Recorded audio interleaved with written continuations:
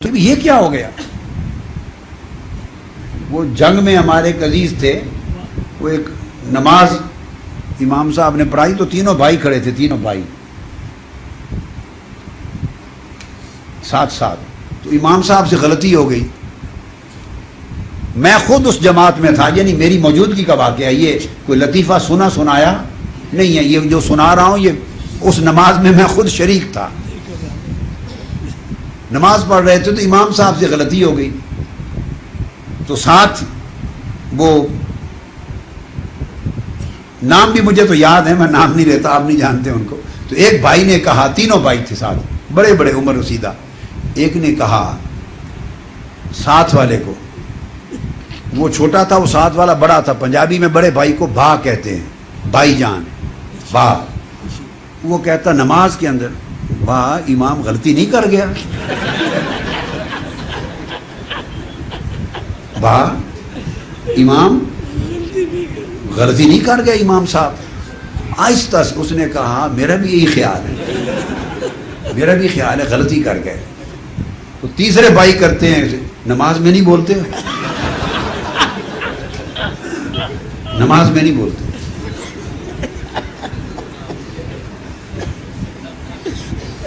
اب آپ بات کو سمجھ گئے؟ اب اس میں نکتہ کیا سمجھانا چاہتا ہوں، وہ یہ، اب نماز ان کی ٹوٹ گئی، امام نے غلطی کی نہیں ٹوٹی تھی، امام نے غلطی کی، ان کی نماز نہیں ٹوٹی تھی، تھے تو امام کے پیچھے نا۔ وہ کہتا ہے امام غلطی کرے یا صحیح کرے میں جانوں، میرا کام جانے، تم اس کی غلطی کے بھی پیچھے رہو، تم پہنچ گئے، کامیاب، تم کامیاب ہو گئے۔ یہ ہے بنیادی فلسفہ۔ اب وہ نماز ٹوٹی کیسے؟ امام کی غلطی سے نہیں ٹوٹی، وہ امام غلط پڑھا دیتا، پڑھتے رہتے، تو سجدہ صاف کر دیتا، یہ بھی کر دیتے، سلام پھیرتا پھیر دیتے، غلطیوں کے باوجود ان کی نماز ہو جاتی۔ ان کی تب ٹوٹی جب یہ امام کے بارے میں کھڑے بھی اس کی اقتداء میں ہیں اور کہہ رہے ہیں امام غلطی نہیں کر گیا، بس اس نے کہا تمہاری تو ٹوٹ گئی۔ اور اب بتا امام کی ٹوٹی؟ بولے امام کی پھر بھی نہیں ٹوٹی، امام کی پھر بھی نہیں ٹوٹی۔ قاعدہ یہ ہے، اس نے کہا بھئی یا تو اقتداء چھوڑ دو، غلطی کر گیا تو چھوڑ کے چلے جاؤ، کھڑے بھی اقتداء میں ہو اور غلط بھی کہہ رہے ہو تو تمہاری نماز ٹوٹ گئی۔ اس نے تو نماز میں بھی سبق اقتداء کا اور امامت کا یہ سمجھایا ہے، نماز میں بھی امامت کا سبق یہ سمجھایا ہے، امام غلطی کرے تب بھی اقتداء واجب، صحیح کرے تب بھی اقتداء۔ آپ سلام نہیں پھیر سکتے، ہاں ایک صورت میں پھیر سکتے ہیں کہ پھر اس نماز اس امام کو چھوڑ دو۔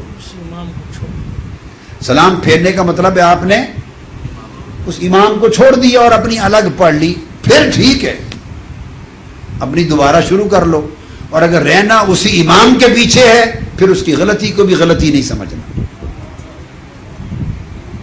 یہ وہ ایک سطح ہے جہاں اپنا فیصلہ کرنے کی اجازت سلب کر لی گئی ہے، یہ آپ سے لے لی گیا اختیار، یہ آپ کی ڈیموکریسی کا حصہ نہیں ہے۔ تو اللہ پاک نے فرمایا الا علی الذین ھدی اللہ، آپ قربان جائیں اس ذات پر، دیکھو ہمیں کتنی رعایت دی، فرمایا لمحہ بڑا بھاری تھا، تو یہ اس لمحے کی کیفیت بتا دی تاکہ آئندہ کبھی تحریکی دینی اقتداء پیروی کی زندگی میں تبدیلی فیصلے پر کبھی ایسے قدم لڑکھڑائیں، قائد اور امام کے تبدیلی فیصلے پر، اسٹریٹجک تبدیلیوں پر کبھی اگر ایسا تزلزل سوچ بچار دھچکا لگے تو اللہ نے فرمایا ہاں لمحہ بڑا بھاری ہوگا، مگر اب باری تعالیٰ اگر دھچکا لگے ایسی صورت ہو تو کریں کیا؟ اس نے جواب بھی دے دیا، سادہ اس کا اصول ہے، سوچنے کی ضرورت ہی نہیں، جدھر امام گیا ہے چلے جاؤ، بس اقتداء اس کو کہتے ہیں، اقتداء اس کو کہتے ہیں۔ تو مقصد بات کا یہ ہے کہ جو بنیادی کانسیپٹ ہے وہ وہاں سے لو جہاں سے رہنمائی اور ہدایت کی جگہ ہے. اس کی امپلیمنٹیشن، ایگزیکیوشن اور اس کی تفصیلات، تشریحات یہ آگے. یہ اس کی مثال ایسے ہے جیسے قرآن اور سنت میں آپ تبدیلی نہیں کرتے، اس کی تشریح، تعبیر اور فقہ میں آپ 4 مذاہب بنا لیتے. قرآن کبھی 4 نہیں بنتے، حدیث 4 نہیں بنتی. قرآن اور حدیث سے اخذ کر کے جب فقہ بنتی ہے وہ 5 بن جاتی ہے. فقہ حنفی بھی ہو جاتی ہے، مالکی بھی ہے، شافعی بھی ہے، حنبلی بھی ہے، جعفری بھی ہے. اور ایک فقہ ظاہری بھی تھی، وہ کئی متروک ہو گئی. فقہیں 5 بن جاتی، مذاہب بن جاتے. یہ مثالیں دے رہا ہوں آپ کو. تو علی سبیل التنزل کسی کا درجہ قرآن و سنت کا امت میں نہیں ہوتا. کوئی سمجھے تو پھر کافر ہو جائے گا. نہ کسی کو یہ دینا چاہیے، وہ ایمان کا درجہ ہے. اس کو کہتے ہیں علی سبیل التنزل، سمجھانے کے لیے تمثیل دی ہے. تو جب آپ نیچے آ جاتے ہیں، اس لیے اللہ نے فرمایا اطیعوا اللہ و اطیعوا الرسول و اولی الامر منکم. اللہ اور اللہ کے رسول کی اطاعت ان چیلنجبل ہے. اس کے ساتھ تیسری اطاعت ذکر کر دی اولی الامر کی. تو ایک سطح اولی الامر کی ہے، پھر اس کے بعد فالوورز ہیں. تو کچھ سرٹن چیزیں ہیں جو آپ نے اولی الامر سے لینی ہے. ان کو نام اولی الامر اس لیے دیا گیا ہے کہ وہ صاحبان امر ہیں. صاحبان امر ہیں. تو امر وہاں سے لینا ہے. کیا؟ اب یہ کنسپٹ بھی سمجھا دوں. امر کہاں سے لینا ہے؟ اولی الامر سے. تو آپ نے کیا کرنا ہے؟ وشاورہم فی الامر. امر اولی الامر آپ کو دے دے گا. اب آپ کا کام کیا ہے؟ اس امر کو امپلیمنٹ کیسے کریں؟ بیٹھ کے مشورہ کریں، سوچ بچار کریں. اور اگر امر ہی آپ دینے لگے، اگر امر کا فیصلہ ہی آپ کرنے لگے، بیسک کانسیپٹ کا تعین ہی آپ کرنے لگیں، ہر آدمی اپنی سمجھ کے مطابق، ہر کارکن سمجھ کے مطابق، تو پھر تو شرک ہو گیا. اسلام نے، اللہ رب العزت کی ذات کو کوئی خطرہ کسی سے نہیں ہے. کوئی جس کی چاہے پوجا کرتا پھر اس کی خدائی کو کیا فرق پڑتا ہے؟ اس نے شرک کو روکا ہے ہمارے نفع کے لیے، اپنے نفع کے لیے نہیں. وہ کہتے ہیں توحید، جس سے لگائی ہے عبادت اسی کی ہو. بس جب اس کے نیچے آ جائیں پھر آپ نبیوں کو بھی محبت کریں، ولیوں کو بھی کریں، اہل بیت کو بھی کریں، صحابہ کو بھی کریں، ماں باپ سے بھی کریں، بڑوں سے بھی کریں، اولاد سے بھی کریں. پھر ساری محبتیں بچھا دی ہیں اسے. اب یہاں شرک نہیں رہا. ایک سطح ہوتی ہے تحریکی زندگی میں، کچھ فیصلوں کی اور بیسک کنسیپٹس کی ایک سطح ہوتی ہے جو قیادت سے لیتے ہیں. اس کے بعد نیچے پھر آپ کا تفرق آ جاتا ہے، کثرت آ جاتی ہے. ایک جگہ وحدت کی ہوتی ہے، نیچے جگہ بولیے کثرت کی ہوتی ہے. تو یونٹی اور پلورلٹی مل کے نظام چلتے ہیں. ہر بندہ ہی وہاں ہاتھ مار کے تو وہ فیصلے اختیار خود لینا چاہے. مطلب مجدد الفسانی رحمۃ اللہ علیہ سے کسی نے نصیحت مانگی کہ مجھے نصیحت فرما دیں. آپ نے فرمایا نصیحت یہ سب کچھ کرنا ہے، خدا نہ بننا، ایک رسول نہ بننا. آپ سمجھے نا بات کو؟ یہ بلا تشبیہ اور بلا مثال سمجھانے کے لیے آپ کو دے رہا ہوں کہ جب نیچے اترتے ہیں تو ڈائریکشن ایک رہتی ہے. کیا ڈائریکشن ایک رہتی ہے؟ وہاں تو کوئی بنا تو کافر و مشرک ہو گیا. تو اگر قائد کی جگہ کسی نے پکڑی تو نہ اس کا ایمان گیا، نہ کافر ہوا، نہ مشرک ہوا، نہ جہنمی ہوا. کچھ بھی نہیں ہوتا ایمان کو.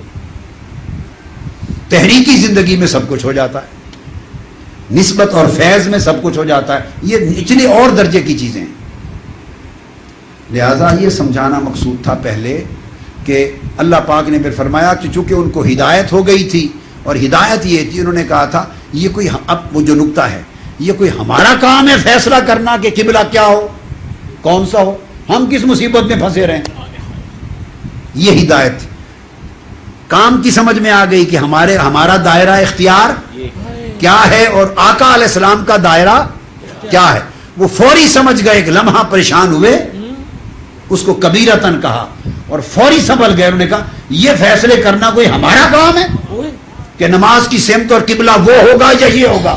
یہ تو ان کا کام ہے جو کعبے کی طرف لائے ہیں، ہمارا کام یہ ہے جدھر وہ منہ کرا دیں ادھر ہی کھڑے ہو جائیں۔ یہ سمجھ میں آ گئی تو انہوں نے ساری صفیں جن کے رخ ادھر تھے وہ گھوم کے ادھر ہو گئے۔ تو اللہ پاک نے اس پر کیا فرمایا؟ ان اللہ لا یضیع وما کان اللہ لیضیع ایمانکم، اور ان کے ایمان بچ گئے اس راز پر کہ یہ کوئی ہمارا کام ہے فیصلے کرنا کہ قبلہ یہ ہو یا وہ، یہ فیصلہ کرنا انہی کا کام ہے۔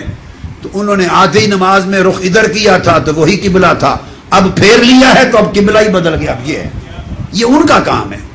ہمارا کام کیا ہے؟ وَاتَّبِعُوا قِبْلَتَكَ، آپ کے قبلے کی پیروی کرے۔